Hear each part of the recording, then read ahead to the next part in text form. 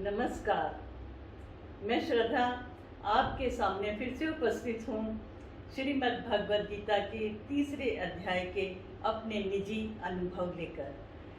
और इस बार मेरे ये अनुभव 2 एपिसोड में हैं। अर्जुन और श्री कृष्ण का बड़ा ही प्यारा रिश्ता है। अर्जुन श्री कृष्ण को प्यार से कई भिन्न भिन्न नामों से पुकारते हैं। अच्युत, केशव, मधुसूदन, हे जनार्दन। और वैसे ही श्री कृष्ण भी अर्जुन को प्रेम से कई नामों से पुकारते हैं। कभी हे पार्थ, हे अनघ, हे निष्पाप। दोनों को एक दूसरे से अटूट विश्वास है। अर्जुन निसंकोच होकर अपनी सारी शंकाएं श्री कृष्ण के सामने रखते हैं और श्री कृष्ण उनका प्रेम से निवारण करते हैं। तीसरे अध्याय के शुरू में ही अर्जुन श्री कृष्ण से कहते हैं, हे जनार्दन, यदि आपको कर्म की अपेक्षा ज्ञान श्रेष्ठ मान्य है तो फिर केशव मुझे युद्ध जैसे भयंकर कर्म में क्यों लगाते हो? आप अपने मिले जुले वचनों से मेरी बुद्धि को मानो मोहित कर रहे हो। इसलिए उस एक बात को लेकर निश्चित करके कहिए जिससे मेरा कल्याण हो। श्री कृष्ण कहते हैं, हे पार्थ, इस लोक में 2 प्रकार की निष्ठा मेरे ही द्वारा कही गई है। सांख्यों की निष्ठा ज्ञान योग और तथा योगियों की निष्ठा कर्म योग से होती है। मनुष्य ना तो पूरी तरह से कर्म को त्याग कर ज्ञानी हो सकता है और ना ही कर्मों को किए बिना कोई भी सिद्धि को प्राप्त कर सकता है। कोई भी मनुष्य किसी भी काल में क्षण मात्र भी बिना कर्म किए नहीं रहता, चाहे वह कर्म मानसिक हो या व्यवहारिक। आपको ये मालूम होगा कि मनुष्य जो भी काम करता है पहले वो मन में विचार के रूप में प्रकट होता है, बाद में वह उसे कार्य रूप में परिणत करता है। एक गिलास पानी भी पीना हो तो पहले मन में विचार आता है, प्यास लगी है, पानी पिया जाए। उसके बाद वह उठकर एक गिलास पानी लेकर के पीता है। प्रकृति के सात्विक, राजसिक और तामसिक गुणों से प्रभावित होकर वह हर क्षण कर्मों को करने के लिए बाध्य है, फिर वह चाहे मानसिक कर्म हो या व्यवहारिक हो।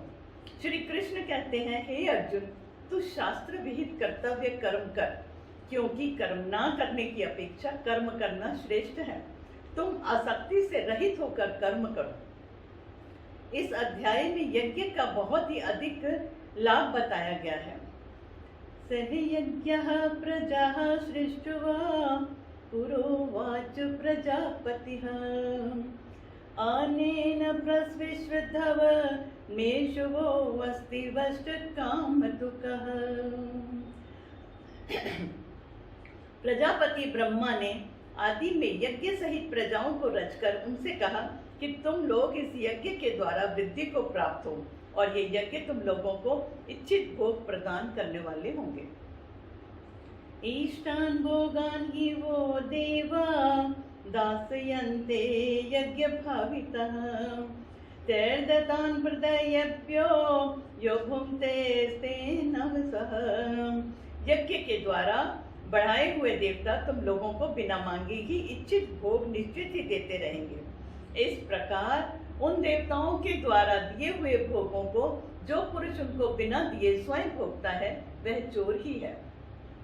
हे अर्जुन, तू निरंतर आसक्ति से रहित होकर सदा कर्तव्य कर्म को भली भांति करता रहे, क्योंकि आसक्ति से रहित होकर कर्म करता हुआ मनुष्य परमात्मा को प्राप्त होता है।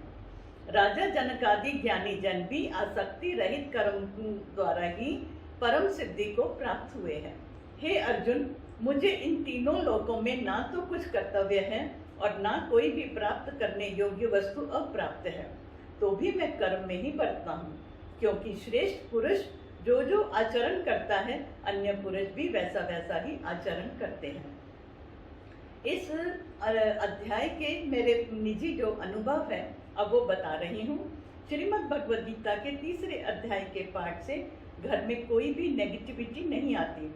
इस अध्याय के पाठ से घर के लोगों को साइकिक अटैक नहीं होता, यानी कि नजर नहीं लगती। घर के लोग कभी निराश नहीं होते, उद्यम से कर्म करते हुए प्रयत्नशील रहते हैं। यज्ञ करने वाला गृहस्थी धन धान्य से संपन्न रहता है। घर में कोई भी रोगी हो तो इस अध्याय के पाठ से उसके लिए उपचार यानी कि हीलिंग होती है। इसलिए तो मैं कहती हूँ कि श्री कृष्ण ही सच्चित आनंद है। हरिओम तत्सत, हरिओम तत्सत।